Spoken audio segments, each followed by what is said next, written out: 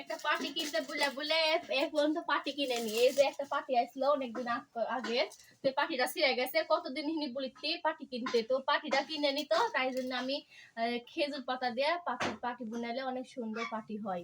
এই যে দেখছেন কি সুন্দর, দেখি পারি নাকি চেষ্টা করে, মানে এই ইয়ে নামাজ পড়া হয়, খেজুর পাটি ইয়ে দিয়ে নামাজ পড়া হবে, সুন্দর করে একটু করে বানালে দেখো কি সুন্দর হয়েছে।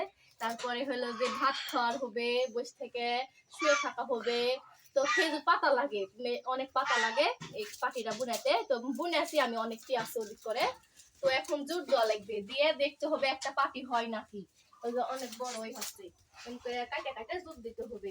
এই দেখে কতগুলো বুনেছি, অনেকদিন ধরে বুনেছি, বাচ্চালে তো সময়ও পাই না, তার সময়ের মাঝে মাঝে এগুলো করেছি, তো দেখি একটা ভাত খাওয়ার পাটি বানাতে পারি নাকি। তো সবাই দোয়া করবেন আমাদের জন্য।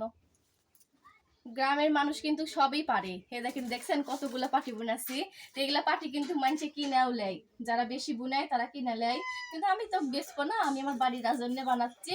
যদি আমাদের ভিডিওগুলো ভালো লেগে থাকে অবশ্যই কমেন্ট করবেন সুন্দর সুন্দর, আর পেজটাকে ফলো করে ভিডিওটা শেয়ার করে দিবেন। আল্লাহ হাফেজ।